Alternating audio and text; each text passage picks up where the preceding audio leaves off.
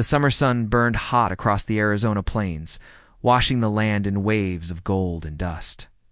The wind carried the scent of sagebrush and the faint echo of drums from somewhere beyond the canyon ridge.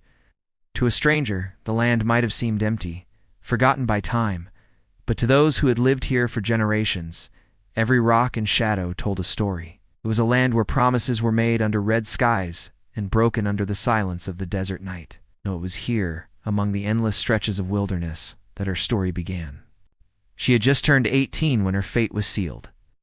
Life in the small frontier town had always been rough. But after her father's debts grew beyond what any neighbor could help with, her world shifted in ways she could never have imagined. The town whispered that it was her father's own doing, that a man like him should have known better than to gamble with traders passing through, but it was she who paid the price. The day he rode out toward the reservation with his hat low and his eyes hollow, she understood something terrible was about to happen. She was a quiet girl, raised on hard work and faith. Her hands were calloused from tending the small patch of land that barely fed them. Her heart carried the ache of too many losses. Mother had died years ago, and she had become both daughter and housekeeper. The one who kept things from falling apart when her father's temper and whiskey took hold. There was no one left to defend her, no one to speak up when her father made his desperate bargain. Rumors spread faster than the wind. Folks said he had traded his daughter to the Apache in exchange for peace and a pack of horses. Others claimed it was to settle his gambling debts with a powerful chieftain known across the region. Whatever the truth was, the deal was done before she even understood the full weight of it. When the Apaches rode into town at dusk, she stood frozen by the doorway, her heart pounding so loud she could barely hear the world around her. The man at the front of the group was unlike anyone she had ever seen. His presence was quiet yet commanding, his posture steady like the mountains behind him. He was tall, his skin bronzed by the sun, his dark hair tied back with leather. His eyes were sharp, steady, and seemed to see straight through her fear. The townsfolk watched in silence, some curious, others uneasy, as her father stepped forward and spoke words that sealed her fate. She remembered the feel of the dry air against her skin, the way the dust clung to her dress as she climbed onto the horse behind the Apache leader. No one stopped her. No one said a word. The town simply watched her ride away into the setting sun, the sound of hooves fading into the distance. She didn't cry. She didn't dare. But deep inside, her heart trembled like a trapped bird. The journey into the Apache lands was long and silent. They rode through canyons painted in shades of red and gold, through forests where the air smelled of pine and smoke. The people around her didn't speak English, and she understood only fragments of what they said. She kept her eyes on the horizon, trying to make sense of what awaited her. Each night, when they stopped to rest, she sat near the fire, wrapped in a blanket they had given her, pretending to be stronger than she felt. When they finally reached the Apache village, she saw that it was not what she had imagined. It was alive with movement and music. Children laughed and ran between the lodges, women tended fires and prepared food, and men worked on horses or sharpened their weapons. Yet there was something solemn about the way they looked at her, as though they knew she was not one of them, and perhaps never would be. The Apache king, for that's what her father had called him, was not a man of many words. He carried himself with quiet authority, and though his people respected him deeply, he did not seem cruel or harsh. Still, she feared him. He was the reason she was there. He was the one she had been given to. And soon, he would be her husband. That night, as the firelight flickered across the camp, the elders gathered for the ceremony. The air was filled with the rhythm of drums, low and steady, echoing through the canyon walls. She stood before him, trembling, her heart caught between dread and disbelief. The people chanted words she couldn't understand, but their eyes were kind, their smiles gentle. A woman draped a beaded necklace over her shoulders, and another handed her a small carved token, a symbol of union and trust. The Apache king stepped forward and placed his hand gently over hers.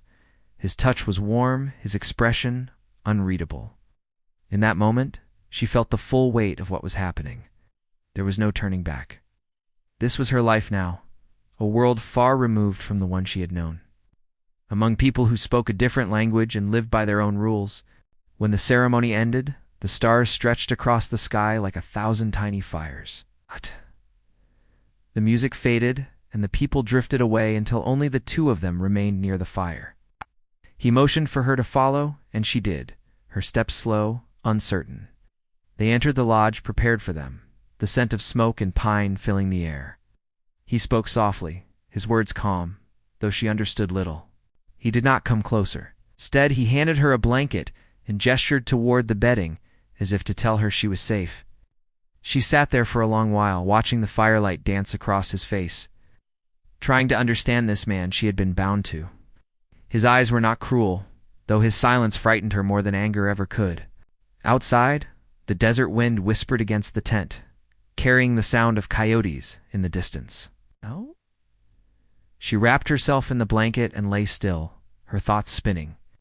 Somewhere deep inside, a small part of her began to wonder if this fate, as terrible as it seemed, might hold more than she feared. She had always been told that the Apaches were savages, that they were merciless and wild. Yet the man sitting across the fire from her did not fit that picture. There was something else in his eyes, something human, something untold. In the days that followed, she learned to observe more than speak. She watched how the people treated each other, how they respected their land and elders, how laughter could rise even in hardship. The Apache king, though distant, showed moments of quiet kindness, offering her food, guiding her through the camp, showing her how to grind corn or braid leather. Still, the tension between them hung heavy, unspoken but alive. She began to sense that he too carried a burden, something unshared, hidden beneath the calm strength he wore like armor. Sometimes she caught him looking toward the horizon, lost in thought, and she wondered if he too was bound by duty rather than choice. The nights were the hardest.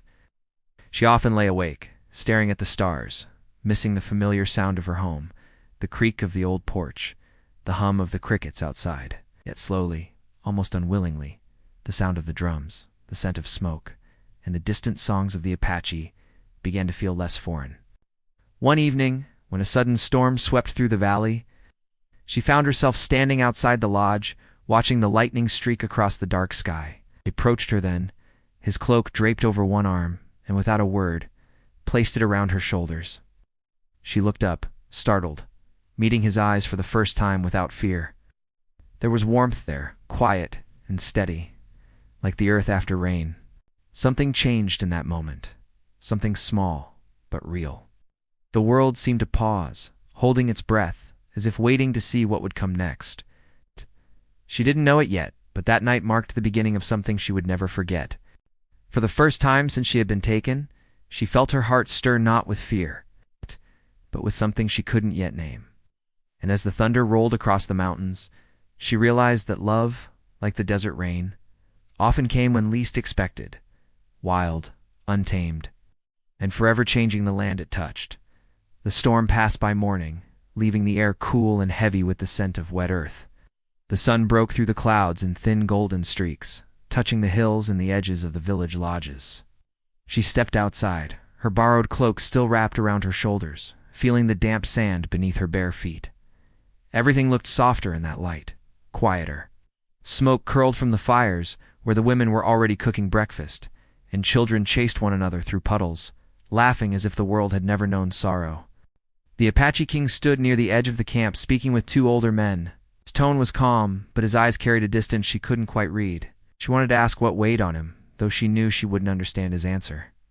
When he noticed her watching, he gave a slight nod, not quite a smile, but enough to make her heart flutter with confusion. Days turned into weeks, and though her fear had lessened, her uncertainty only grew. She began to see that life in the Apache village was guided by deep tradition and quiet order. Every person had a purpose, every task held meaning. The elders gathered at dusk to tell stories of ancestors and battles long past. The children were taught not only to hunt or weave, but to honor the land and the spirits that guarded it. She listened, trying to piece together their language, catching fragments of words that spoke of strength, family, and respect. The king's people accepted her in small, cautious steps. One woman, older and gentle-eyed, took it upon herself to teach her how to prepare food the Apache way, grinding corn with smooth stones, drying meat beneath the sun, weaving with fibers from yucca. At first her hands were clumsy, and the woman's laughter filled the air whenever she made a mistake. But soon she began to find rhythm in the work, a quiet comfort that steadied her thoughts. At night, she often caught sight of the king sitting by the fire outside their lodge, his eyes fixed on the flames. He rarely spoke, but she noticed how others approached him with respect, waiting for his word before making any decision. Sometimes she would hear his name whispered by the villagers, a name filled with weight and pride, though she couldn't pronounce it right.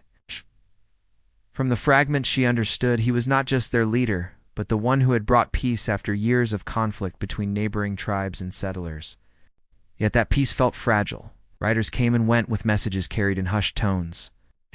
She saw tension in the faces of the men who guarded the borders of their land.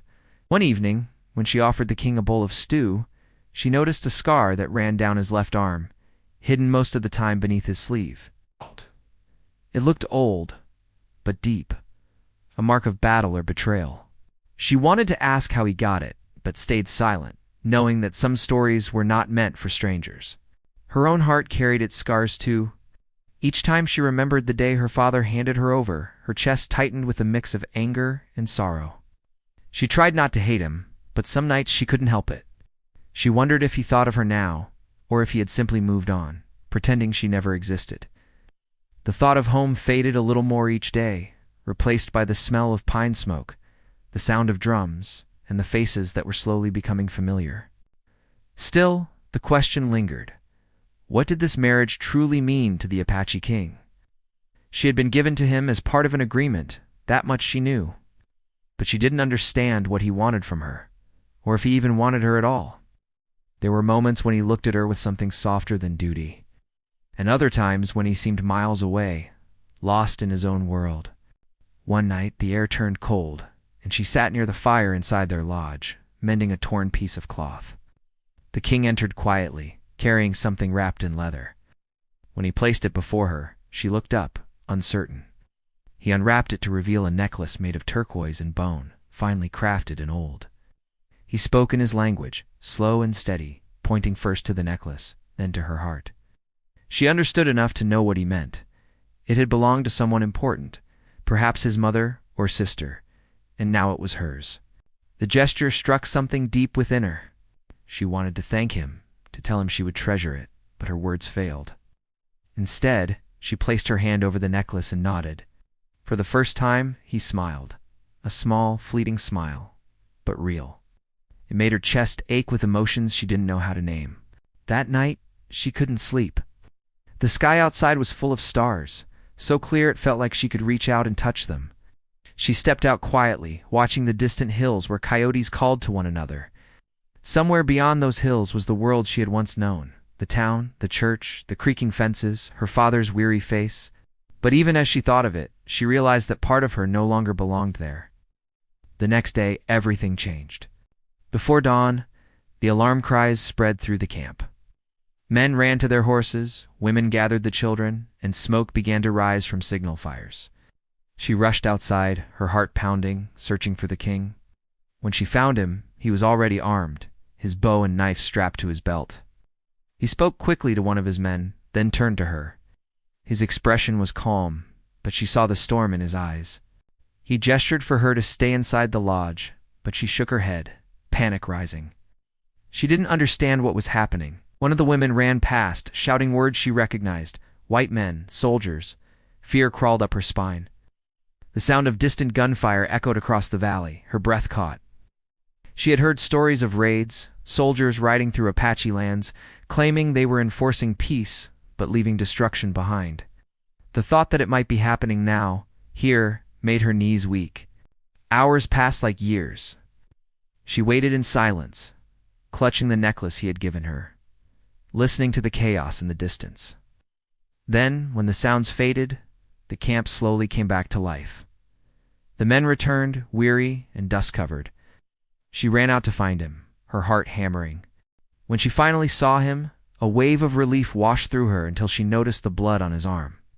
It wasn't his, he said softly when she reached him, though she couldn't tell if that was true. He looked exhausted but unbroken. Without a word, he led her to the edge of the camp, where the horizon burned orange beneath the setting sun. He pointed toward the distant ridges and spoke with quiet determination.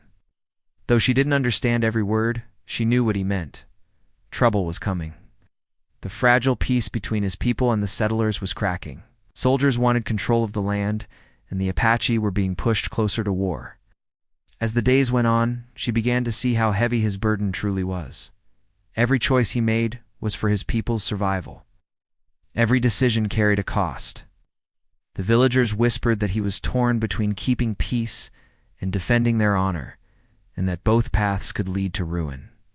She started helping the women prepare supplies, drying meat, gathering herbs, packing bundles for travel. The camp was tense, every sound sharper than usual, every face shadowed with worry. Still, the king remained calm, his presence steady like the roots of the earth. In the quiet moments, he would find her near the fire, teaching her new words from his language.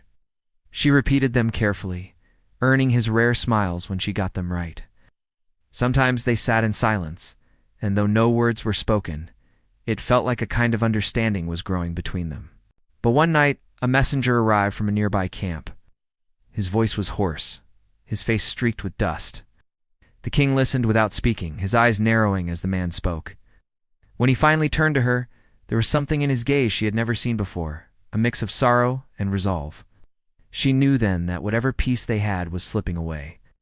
The soldiers were moving closer. The lands her people had once called empty were now being claimed by men with guns and orders. The Apache king was preparing for something he could not avoid. As the fires burned low that night, she lay awake, the sound of drums echoing in the distance. She clutched the turquoise necklace against her chest, her mind racing. The world she had entered, wild, ancient, and beautiful, was now standing on the edge of war. And though she didn't yet know it, her heart was bound to that world now. It's bound to him, and to whatever fate the desert would write next.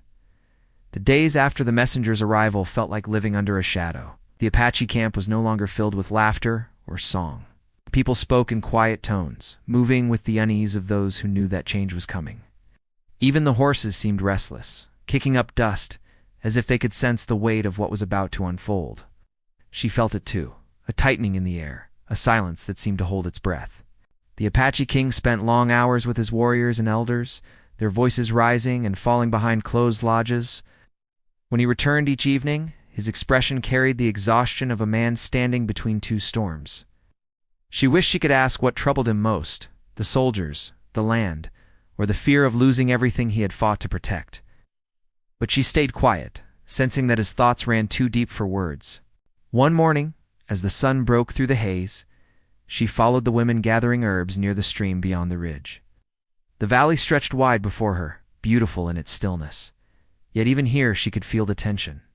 The older women spoke in hushed voices about the soldiers' advance, about nearby settlements that had been burned.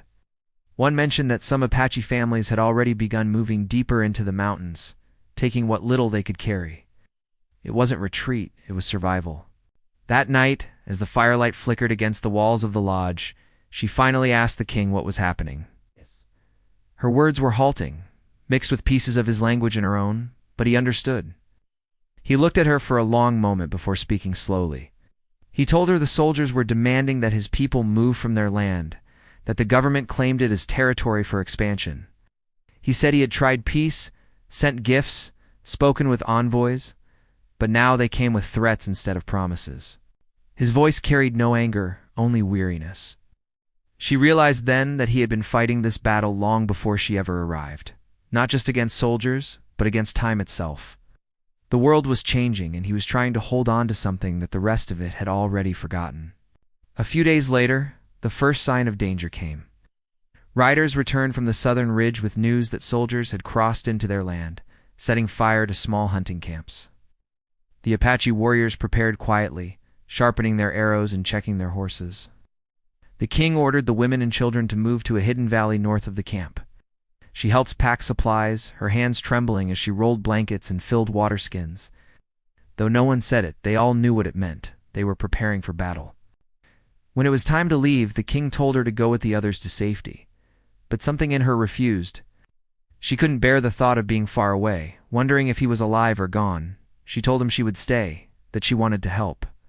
He stared at her for a long moment, his jaw tightening as if weighing her words, and he nodded, his eyes softening just slightly. That night the camp was quiet, except for the sound of horses shifting and the faint hum of prayers whispered into the wind. She sat by the fire, the turquoise necklace warm against her skin, and tried to calm her racing heart.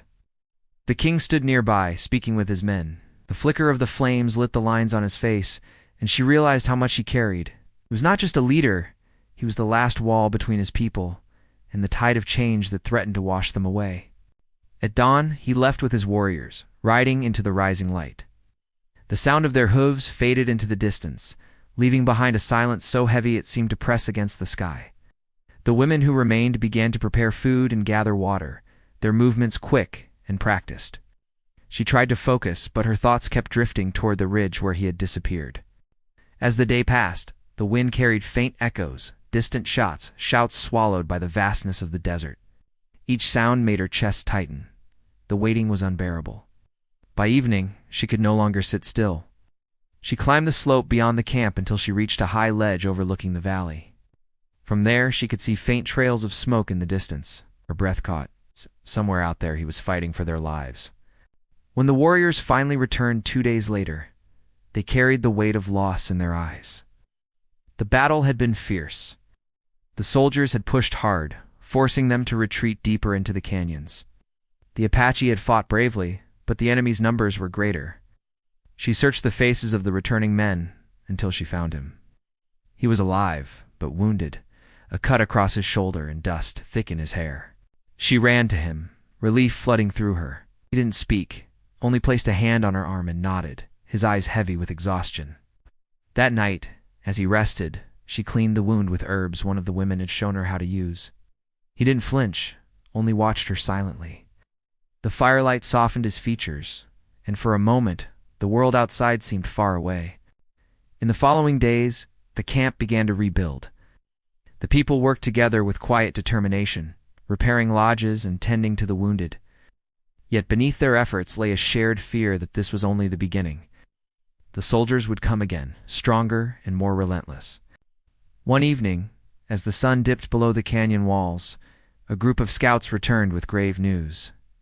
The soldiers were not only advancing, but bringing settlers with them, wagons, tools, and flags. They were planning to build a fort near the river. It wasn't just about the land anymore. It was about control. The Apache king listened in silence, then dismissed the men. When they were gone, he stood alone for a long time, staring at the horizon. She approached him quietly, unsure what to say. He turned toward her, his eyes filled with a sadness she hadn't seen before. He spoke softly, telling her that the land was sacred, that it held the spirits of his ancestors. To lose it would be to lose everything, not just their home, but their identity. She understood even without knowing all his words. It wasn't just a fight for survival, it was a fight for belonging. That night, a storm rolled across the plains, shaking the camp with thunder. She lay awake, the rain pounding against the roof of the lodge. Her mind was torn between fear and something stronger, the growing bond she couldn't ignore. She had come to this place against her will, but now the thought of leaving felt impossible. She belonged to this land too, in some strange, undeniable way. In the days that followed, the king began to plan a meeting with a nearby tribe, one that had once been rivals, but now faced the same threat. He hoped to unite them, to stand together against the soldiers. Some of his own people disagreed, fearing betrayal. The camp divided quietly, old tensions rising again. She saw how the weight of leadership pulled at him. Each choice carried the risk of destruction. When he asked her opinion one night, a small gesture, but one that surprised her, she hesitated before saying that trust could be as dangerous as war. He smiled faintly, as if her words echoed something he already knew. Meanwhile, the women who had fled north began sending word back. They spoke of hidden valleys untouched by soldiers, of safe ground far beyond the mountains. The thought of escape hung heavy in every conversation. Some wanted to leave before it was too late, while others swore they would never abandon the sacred land. The camp became a place divided between those who believed in fighting and those who believed in fleeing. And in the middle of it all stood the Apache king, caught between duty and hope. She felt the change too. The nights grew colder, the stars sharper. Every sound in the dark made her heart race. The soldiers were out there, moving closer. The people's fear was a living thing now, whispering through every fire and every shadow. Then one night, as she sat near the fire, a rider appeared at the edge of the camp. His horse was covered in sweat, his face pale with fear. Spoke quickly, breathless, saying the soldiers were marching through the canyon only a day away. The camp erupted into motion, people gathering what little they could carry. The Apache king stood in the center, his voice calm and strong as he gave orders. His eyes met hers across the crowd, and in that brief moment, no words were needed. She knew what it meant. Tomorrow would change everything. As dawn approached, the sky turned the color of ash. The drums began to beat again, slow, steady, like the heart of the earth itself. The people prepared to defend what was left of their world. She tightened the turquoise necklace around her neck and stood beside him, ready for whatever the desert would bring next. The storm of war was coming, and there would be no turning back. The morning of the attack came with a silence that felt wrong. Oh, the desert, usually alive with the songs of birds and the hum of wind through dry grass, stood still under a heavy gray sky. The Apache camp had already begun to move before sunrise. Fires were smothered, supplies packed, horses saddled. Every movement was quick but careful, as if even the sound of breath could draw danger closer. She moved among the women, helping to load bundles and gather the children. Her hands trembled, though she tried to hide it. Around her, the faces of the people were drawn and determined. The older ones whispered prayers, their voices low and steady. The younger warriors checked their weapons, eyes sharp with the kind of focus that only fear could forge. The Apache king stood near the ridge, his figure tall against the pale sky. His presence alone seemed to hold the camp together. When he spoke, his words carried calm authority, sent most of the women and children north again, toward the hidden valley, while a smaller group of warriors prepared to defend the land. She wanted to go where he went, but he turned to her and shook his head. His voice was firm, yet gentle. He told her to stay with the others, to live even if he could not. She refused. Her heart wouldn't allow it. "You can't send me away," she said, her voice unsteady but certain. "This is my place now." For a long moment, he said nothing. The sound of the wind filled the space between them. Then he reached for her hand, pressing something small and rough into her palm, a stone carved with a symbol she recognized from the stories told by the elders. It meant protection, faith. He closed her fingers around it and whispered something she couldn't fully understand. Then he turned away before she could speak again. The first sound of gunfire echoed in the distance, was faint at first, like thunder rolling far off, but soon it grew louder, sharper, tearing through the stillness. The soldiers had arrived. She helped the women lead the horses toward the north trail, her heart pounding with each shot that rang across the valley. The children cried softly, clutching their mother's hands. She wanted to look back, but fear held her eyes forward.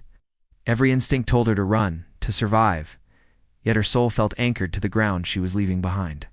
By midday, smoke rose over the southern ridge. The sky darkened with it, turning the sun into a pale, ghostly disk. The smell of burning wood and gunpowder drifted on the wind. The sound of battle carried, the cry of men, the crack of rifles, the pounding of hooves.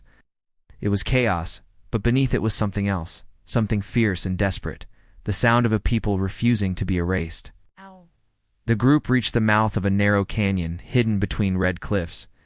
The women gathered there, waiting, praying.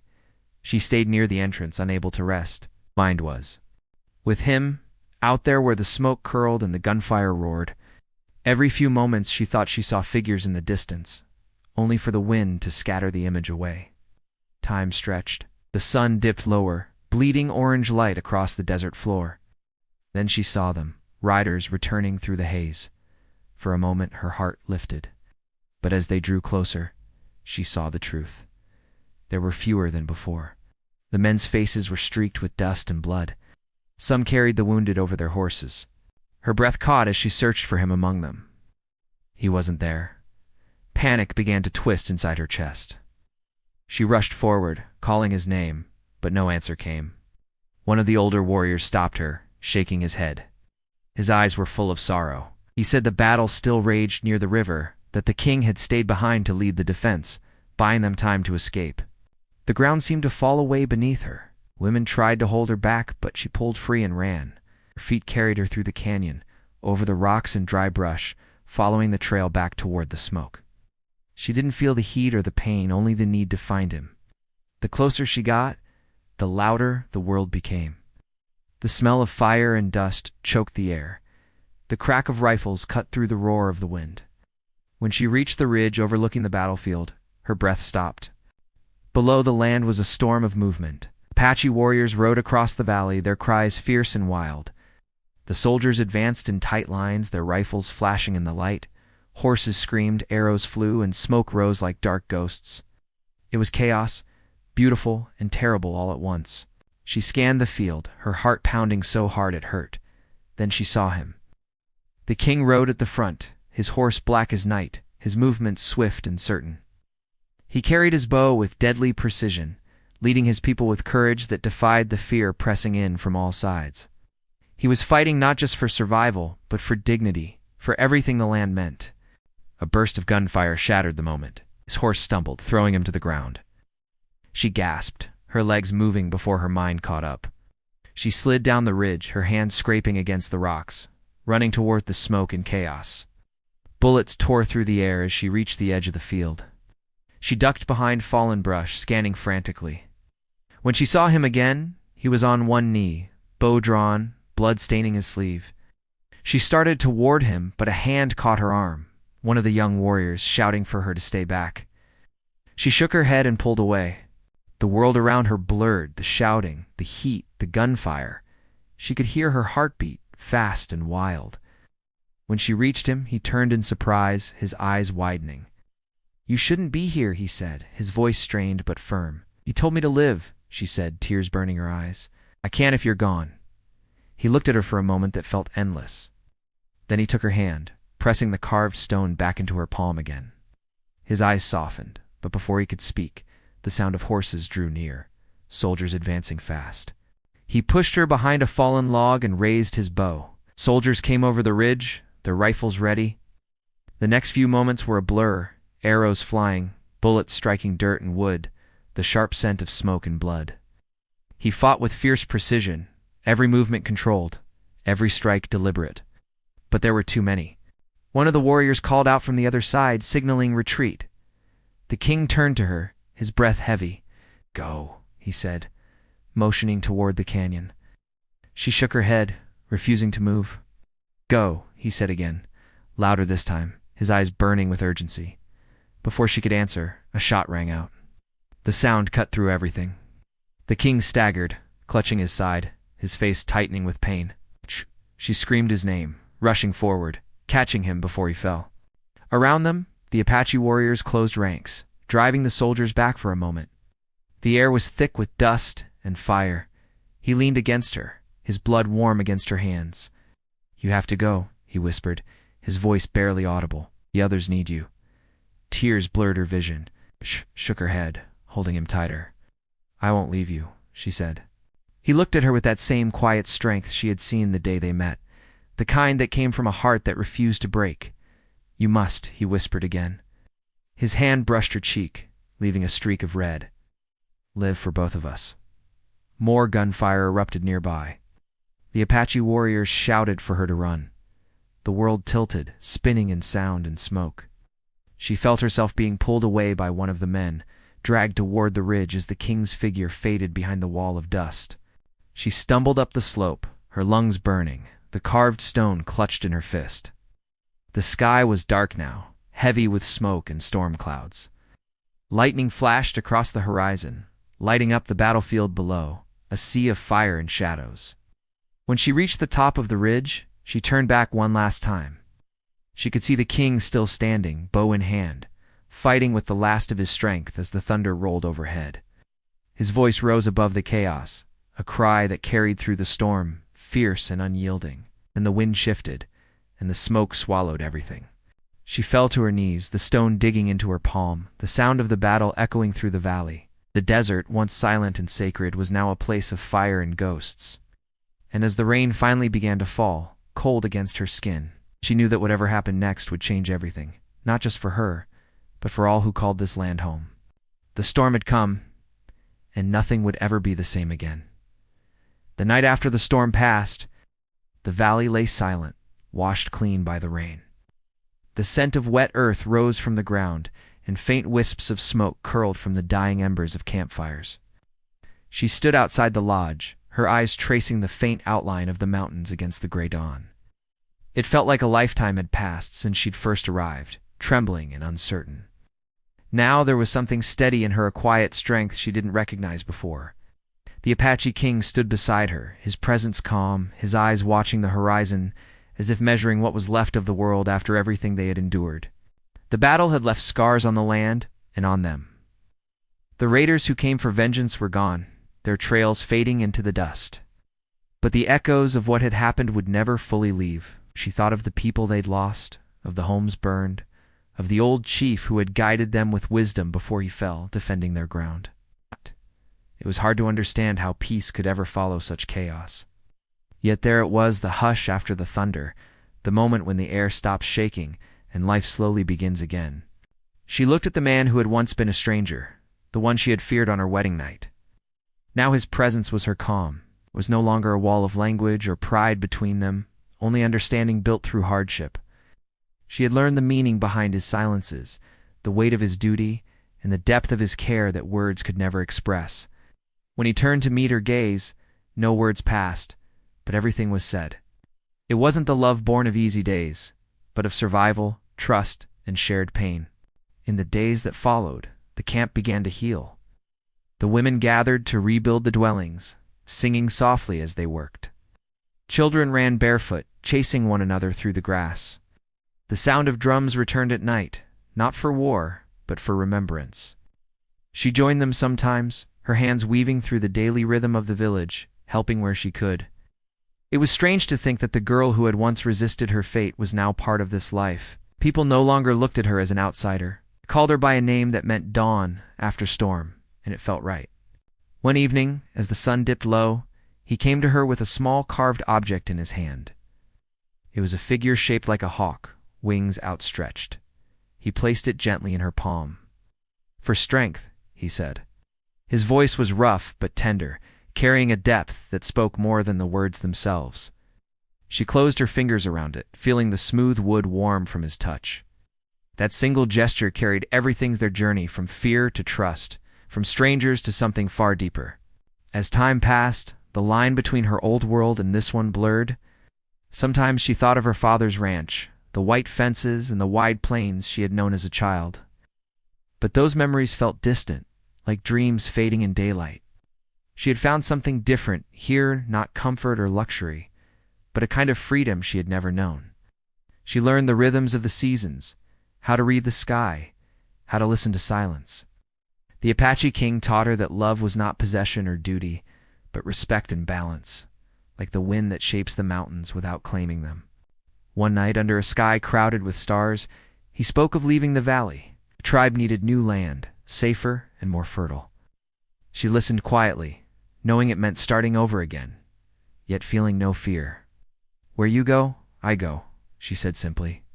He smiled then, a rare, unguarded smile that reached his eyes. They would carry the past with them, but not as a burden. It would live in their steps, in the way they faced what came next. The journey that followed tested them once more. Crossing the high plains, they faced hunger, cold, and endless miles of wind. Yet through it all, she stayed by his side. When sickness came, she nursed the weak. When storms rose, she steadied the frightened children. The others began to look to her, not just as his wife, but as someone who carried hope.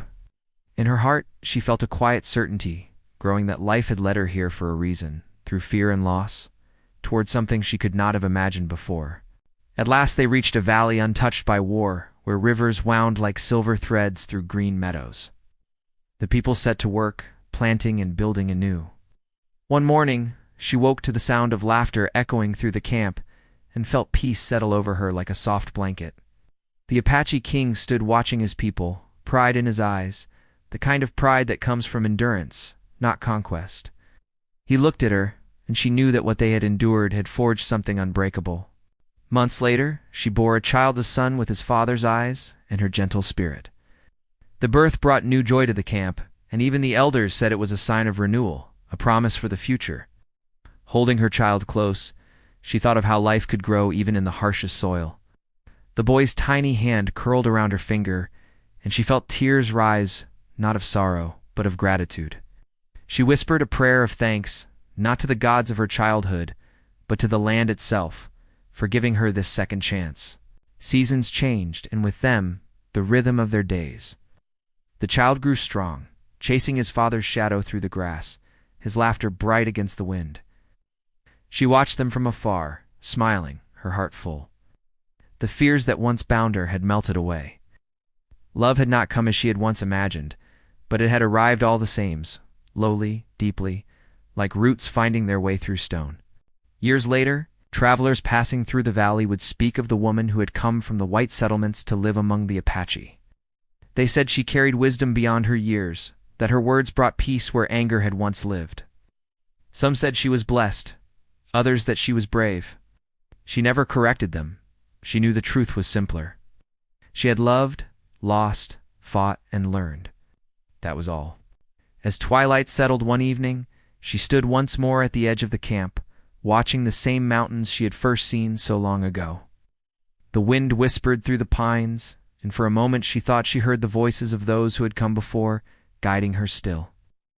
The Apache king came to stand beside her, his hair streaked with gray now, his gaze steady on the horizon.